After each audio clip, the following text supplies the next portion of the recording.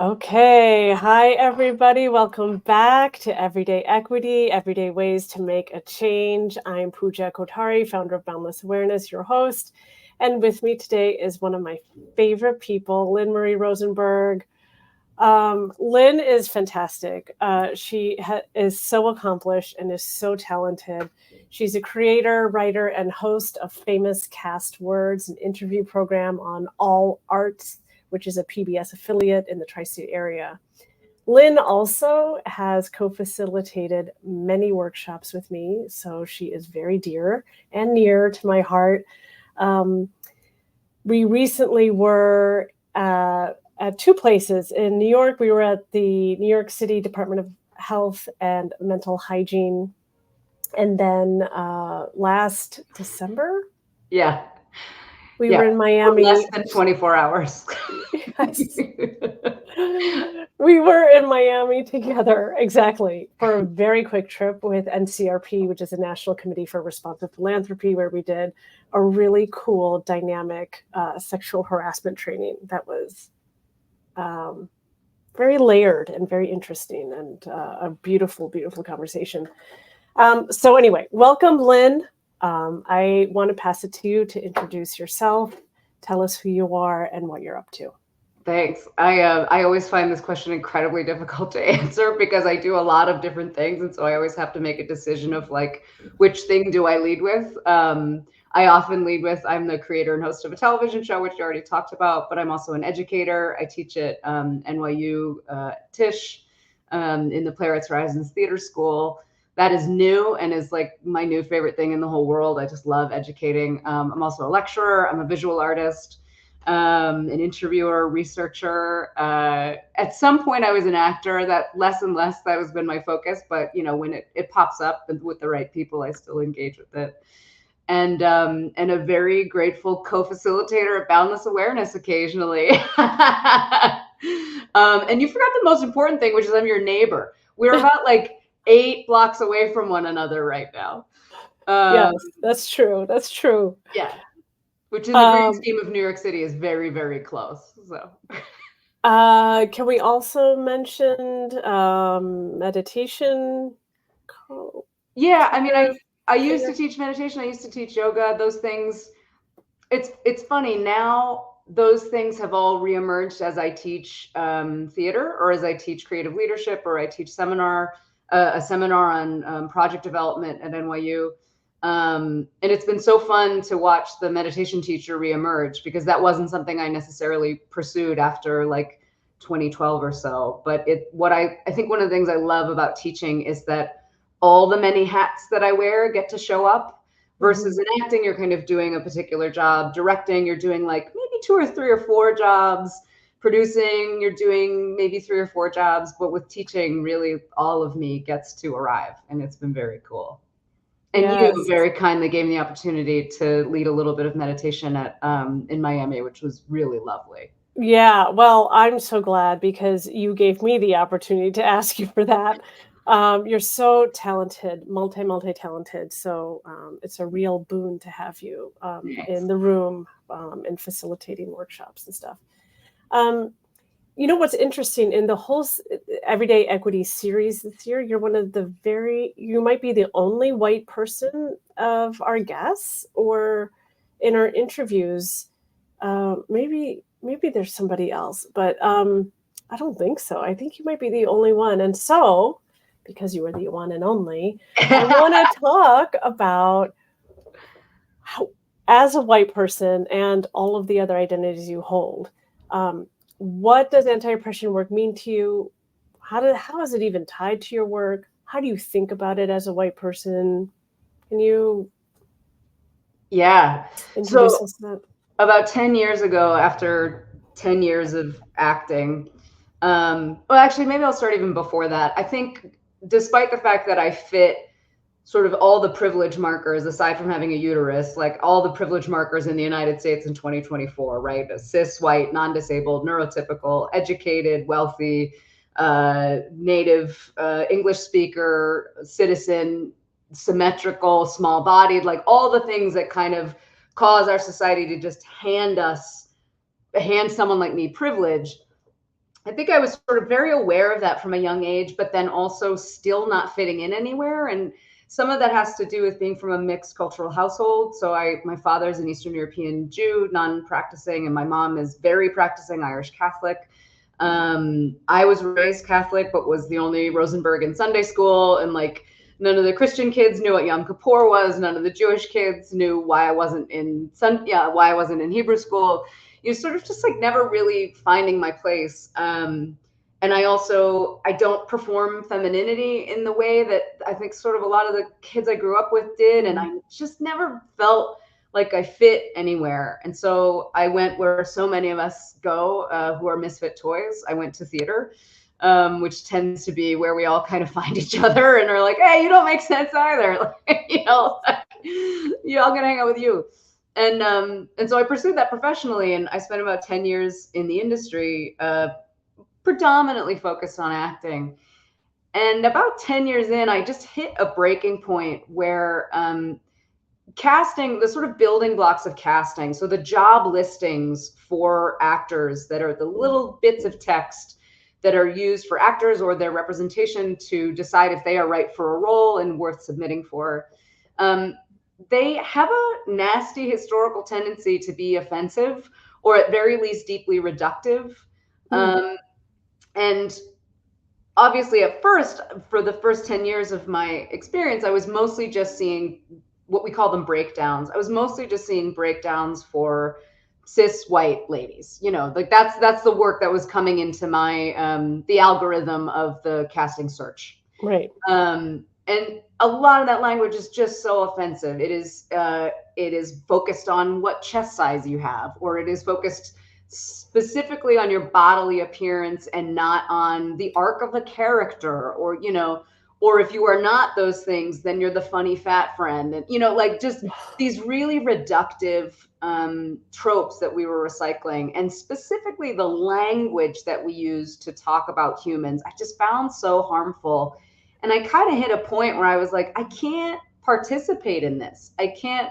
And it's probably worth, since we talked about meditation, it's worth saying in 07, so I moved to New York City in 03. That's when I graduated college. In 07, I started rather seriously studying Buddhism and mindfulness meditation. And so I think when you start to commit to a practice of engaged looking and engaged listening, it gets hard to participate in things you no longer believe are right work or are helpful or are causing harm.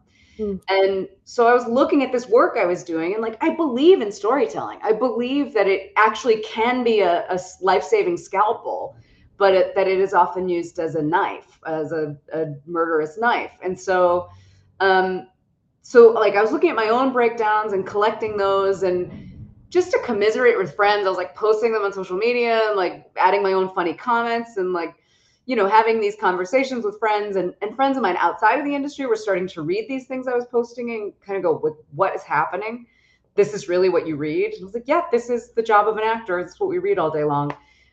And so then I kind of go, hold on a second. If this is what I'm reading and I have all these markers of privilege, like what are my friends who don't have all of this privilege handed to them? What are they reading? And so I started really deep digging into all the breakdowns that were coming up. And I hit this one, and this was back in 2014, and it said 20s, 30s, an Asian woman who doesn't have the hard features of most other Asian females. She is more elegant and sophisticated and knows it. And I landed on that, and it's a professional breakdown. Even if it was like a non-union or, you know, like even if it was sort of a downgrade project, like that is still a professional job listing. And I was so broken by how racist, just like abjectly racist that was, that I kind of said, I have to do something about this. I had already been reaching out to some theater companies and posting stuff online and trying to get people to change their language, and was having some success, but I wanted to do something performance-wise to sort of see what it was like to speak this language out loud to an audience, to have actors who match these demographics that are being talked about this way say this language out loud. Like, what does it mean to see someone say that language? And so I created a show that wound up at Joe's Pub at the Public Theater, which I'm very proud of. If anyone who doesn't know, it's a very, very reputable music and comedy venue in New York City that I got to through a dear friend of mine who is now my co-teacher at Playwrights Horizons, but at the time was the company dramaturg at the Public. And he got me this date at Joe's Pub, and I had no show. Like, I was just sort of like, hey, I want to try something out, and I want to do it as a fundraiser. And that was important to me because I didn't want it, again, to be about me as this like white lady trying to get a thing for herself. Like, I wanted to do it as a fundraiser, so that any funds that came in from it, it wasn't a money-making opportunity for me. And so we did a bunch of these shows, and they were fun, and they were funny, and sad and horrible as well. And what happened was friends of mine in the industry felt commiserated by it and laughed at it and got a chance to like move that through their bodies. And then friends of mine out of the industry who came were like, oh no, like this is what all the TV I watch, all the movies I watch, this is where it came from. Yeah. And so eventually a friend of mine I had cast in one of these shows, Pun Bantu, who is the one of the co-founders of the Asian American Performers Action Coalition. And he and I wanted to do one about Asian issues in casting. And one of the problems with Asian issues in casting is that there isn't enough of it. Erasure is a huge problem in Asian casting problems. So I didn't have enough material to write an hour-long show.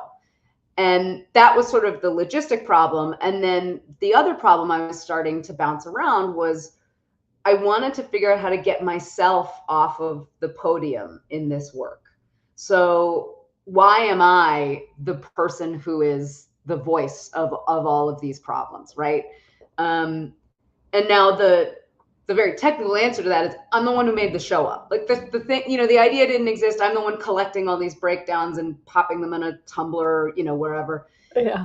And so I'm the one that's making it. But I created a model where I gave these 60, 70 breakdowns that created my half of the show, where, you know, I had actors read these bad breakdowns.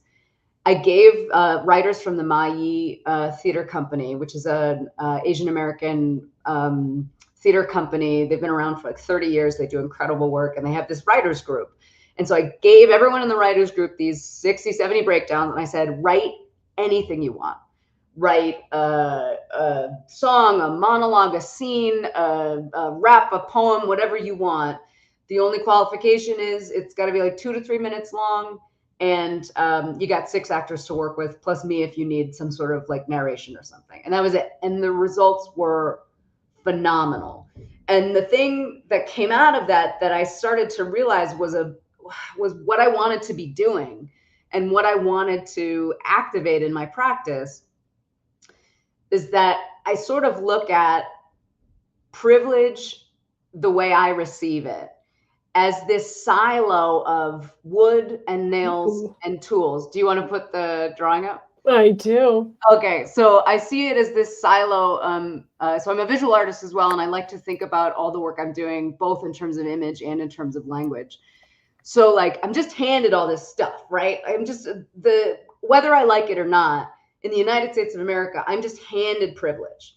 So if I can take that and decide to build something with that is of service to anyone else, I think that is my responsibility. And what I've come to be thinking about recently, even just subsequently to doing this drawing, which I did this in January, is that there are 2 things I want to build. And one is platforms and one is ladders. And that platforms and ladders are fundamentally different things that can function together very well, but that they're different things. And so a platform is something someone can speak from, and someone will be elevated from and will be heard from. And a ladder is something that can grow a professional career, or that can step you up and provide opportunity as you continue up it. And so what was so cool about this model is that I could build a platform and still have the actors reading this cool language, or reading this horrible language in a very cool way, where like they got to purge it really. And the writers had a place to speak, but then also the performers in my shows and the writers in my shows now had credits for Joe's Pub on their resume. And so that to me was like, oh, how do I do more of that? So, oh my God, I'm yammering. Do you need me to stop? No, that's wonderful. I mean, you've touched on so many things. I've been taking some notes of things that I want to say because I've seen a few threads come up. First of all, Lynne is so talented. I mean, she's everything that she already told you all that she is, and she's an artist, like can draw. I don't know how do you say that. She's a drawer. Yeah, look at this. I mean, and here you are building a platform with the privileges that you hold in this silo thing, and building this ladder to give people the credit. I mean, Joe's Pub is so well known. It is so famous. And to have that, I can only imagine to have that as a credit on your resume is, I mean, it is a huge, it's like 2 or 3 rungs of a ladder in of itself. Yeah. One thing that I thought was kind of a common thread from what you were saying of, you know, as a white person, why does anti-oppression work mean something to you? You're like, well, I felt like I was neither here nor there. And then when you start talking about, you know, casting breakdowns and the descriptions of, you know, what directors or writers want their actors to portray, you know, it was seen so one-dimensionally, this submissive Asian stereotype. And it got me thinking, you know, your neither here nor there type of feeling regarding your identity, plus this one-dimensional casting. I want to ask our audience and you, Lynne, you know, whose eyes are we seeing each other through? Oh, that's a great question. Like these breakdowns, you know, and when we watch TV and representation and like media, it's not enough to have Black, Brown, Indigenous folks on the TV if we're only getting to see them through a very white stereotyped lens. Yeah. Or like your upbringing, or it's just similar to mine, where you feel neither here nor there. You're neither part of this group nor that group. And it's like, am I seeing myself through this white lens that I don't belong? Because if I see myself through, you know, how my parents raised me and what I was infused with, then I should be standing strong of who I am, because they like I know that. But if I'm seeing myself through a white lens, then I'm seeing myself as neither here nor there. Yeah. And when you live in a white dominant culture, it's very hard not to get sucked into that. But what do you think about that question? Yeah, what just popped up for me is Michael R. Jackson, who wrote Strange Loop, which was on Broadway, Pulitzer Prize winning musical. Yes. He's got this song in Strange Loop that is so dynamic to me. It's the, I don't actually know the name of the song, but it's the white girl, the white girls can do anything song.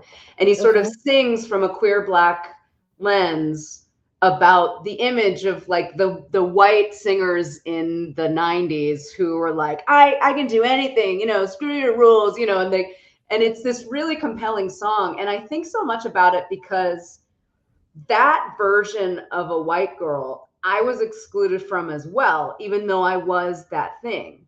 And then a friend of mine who's a trans woman, she was saying how that song hit her so hard because she was excluded from what that image or the idea of this a white girl who just like has beautiful flowing straight hair and is thin and you know gets to say whatever she wants and like will get away with it because she's cute. Like that kind of trope is so harmful to so many more people, even if you fit on paper that demographic. And so I think that song hit me so hard when I heard it because I just thought about how harmful tropes are to everyone, including girls who or women who that might describe, because it still says you're not a nuanced person. It still says you're not experiencing pain in the way of humans experience pain. I think so much about that song because almost everyone I've spoken to, I have a friend who's agender as well, and they've spoken as well about like, yeah, those women, those singers were so huge to me, but I didn't get to ever be them. I didn't get to have their experience with the world or their lens on the world. And I just, there's a reason he won the Pulitzer Prize. Which when I was a kid, I thought was the Pulitzer Prize.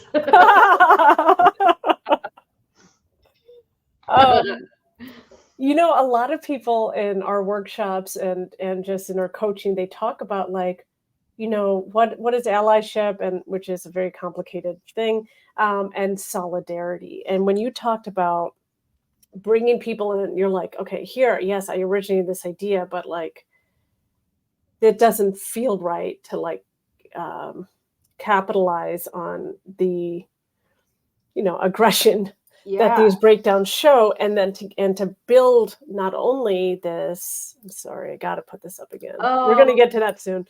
Not only to build this platform, but what you're going to build after that, after you build this platform, is to build that ladder. And I think that's what solidarity is the ladder building. Both of them. Yeah.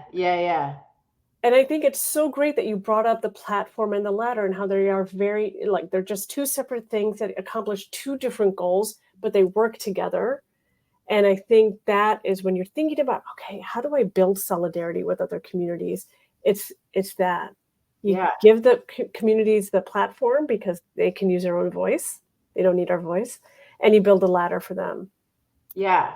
And I think that the thing that you have to be really careful with as a white person in particular is to make sure you're coming at this work from the point of view of the acknowledgement of something being handed to you for no reason, and not from a white savior lens. Not from a like, I'm going to do good work and I'm going to help someone who needs my help. It's like, no one needs my help, but I'm going to be handed materials. And so I might as well do this with that material. That to me is the only way forward. And I think it's it's actually part of the reason why I stopped doing a lot of action on social media, because social media is such a trap of dopamine and serotonin and likes and comments and shares. And I think it's very easy to fall into a self-motivated experience when you're engaging with trying to do acts of service in that way. And that's not to say people can't do it. I think they totally can, and it can be an incredible tool. But for me, it's easier for me to be clear with my intentions when I don't engage with it necessarily via social media. Yeah. I want to get to the second drawing. Can you give, because we talked about this when we were in Miami together. Can you give me the story behind this beautifully drawn, really stunning oyster? What does it mean? I really like this drawing, and I never work with colored pencil, but for some reason, I'm just always interested in what creativity decides for itself, and that I have no actual decision-making process. Creativity is like, colored pencil today, and I'm like, I don't even have the right, So I think a lot about fish and oysters, because I think about, I'm in the United States. This is my home. It is where I landed on the earth. But it's a deeply toxic place that the waters of which have flown with slavery, and they've flown with colonialism, and they've flown, flowed. Genocide, genocide, and the starvation of others, and all of the things that continue to bubble and percolate through our entire planet right now. So I got to live in the world, though. I got to be here. And so fish have to just sort of process toxic water and be there. And they might know they're in it. They might not know they're in it. That toxic water is affecting them, even if they don't know they're in it. And there's nothing they can really do about it. But an oyster can filter. Oysters not only can filter toxic water, but they are served by the filtration. They are served by their active filtration. So they pull things that they need out of toxic water. And that's why they're used there down the street in the Gowanus right now. They are, they've been using oyster beds to try, not successfully necessarily yet, but to try and engage with the Superfund of the Gowanus. But I try to look at my work as being an oyster, and always trying to be an oyster, because that means I know I'm in toxic water.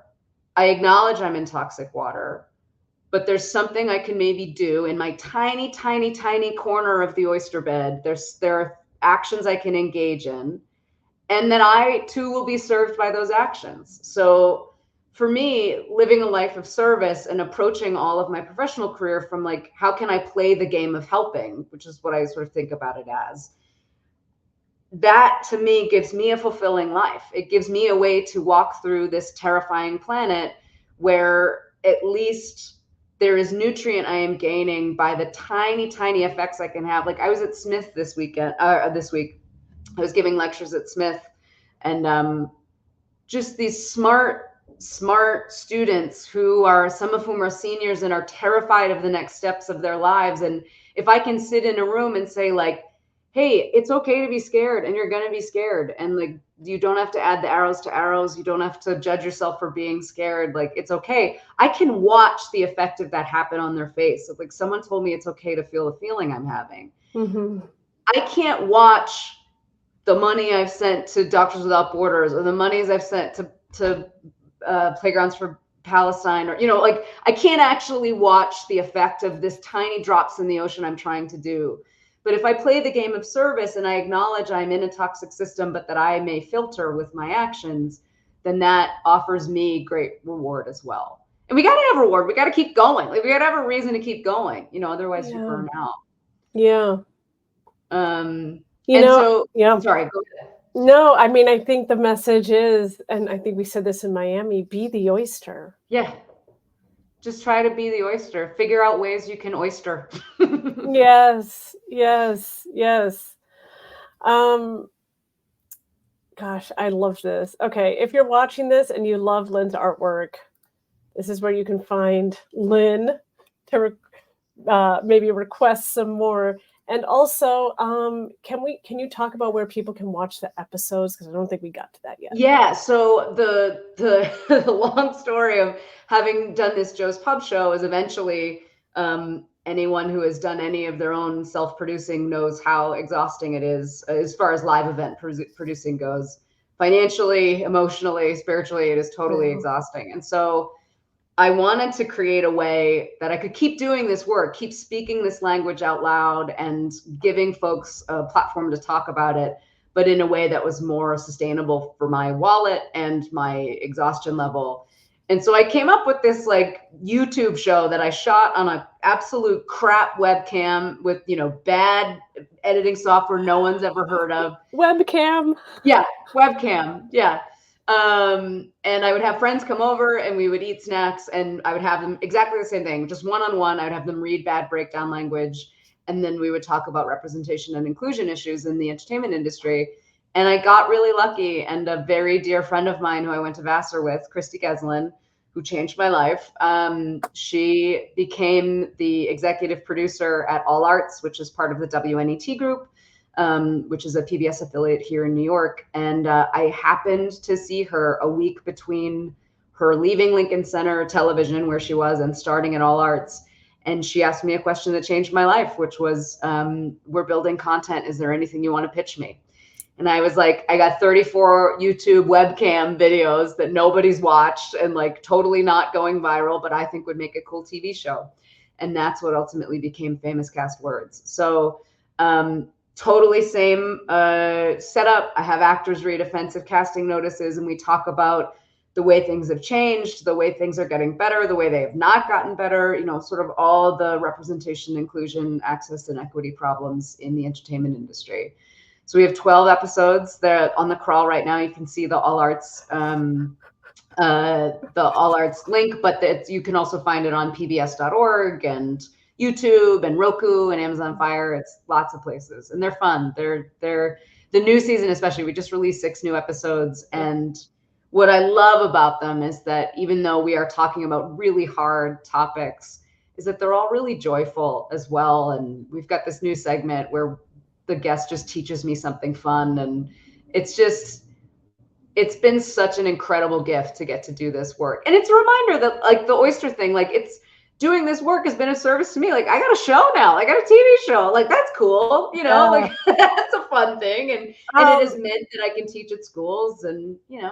Can we say that you've been nominated for an Emmy 3 times for this show? I mean, you always get mad at me for burying the lead. Listen, it's really fun. I've used actually Lynne's famous cast word episodes in my workshops. They are so fun and interesting and like very thought provoking. But she also brings in really famous people. So you're like, oh my God, William Jackson Harper? All these like famous people were on your show. So I love it. I love watching it. It's such an honor when it's allarts.org. used for educational purposes. That to me is like the golden platter of what this show can do. And even, you know, I love going to schools and screening episodes and talking to students about it, but also even if it's just used in classrooms, please, it is free to watch, like take it, use it in education. That means the world to me. Solidarity through and through. Lynne, thanks. I want to thank you so much. This time went by so quickly. So fast. Y'all, if you want to check out Lynne's work on her website, her Instagram, subscribe to her Substack, and definitely check out allarts.org or on YouTube. Go to Famous Cast Words. Lynne, thank you so much for being here. I can't wait to work with you again. Thank you. I know. I can't wait. I miss you, even if you're 8 blocks away. See you all next time. Bye.